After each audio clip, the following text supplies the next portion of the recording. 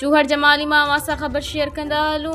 शाहिद हुसैनी जी report मुताबिक़ चूहड़ जमाली खां लॻभॻि 18 किलोमीटर परे तालके जाती जी हदुनि में गैस जा ज़ख़ीरा मिलण बाद अवाम में ख़ुशीअ जी लहर छाइंजी वई आहे, जॾहिं त वॾी पैमाने ते हैवी मशीनरी जी आमद रफ़्त जो सिलसिलो पिणु वधी वियो आहे। इलाइक़े में मुख़्तलिफ़ हंधनि ते वॾियूं ॻरियूं मशीनूं गाॾियुनि ऐं लाॻापियल सामान पहुचण सबबि मक़ामी माण्हुनि में पिणु दिलचस्पी वधी वई आहे। गैस जे ज़ख़ीरनि वारे इलाइक़े में मशीनरी जो मुसलसिल अचवञ सबबि इलाइक़ो तवानाई जे हवाले सां अहम बणिजी वियो आहे, जिते हिकु मेगा टेंट ऐं कंटेनर्स ते मुश्तमिल आर्ज़ी बस्ती क़ाइमु करे पूरे इलाइक़े खे कंडेदार तारुनि सां बंदि करे सरगर्मियूं तेज़ कयूं वियूं आहिनि।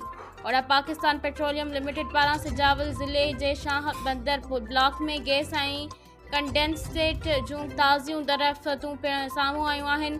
जुलाई 2026 में कंपनी शाह बंदर ब्लॉक में चौथी मुसलसिल गैस दरियाफ़त जो ऐलान कयो आहे, जंहिंमें गैस सां गॾु कंडेंसेट पिणु शामिल थियो। कंपनी मूजिबि वधीक फ़नी ऐं जाग्राफ़ियाई जाइज़े खां पोइ ज़ख़ीरनि जी तिजारती हैसियत बाबति हटमी अंदाज़ो लॻायो वेंदो।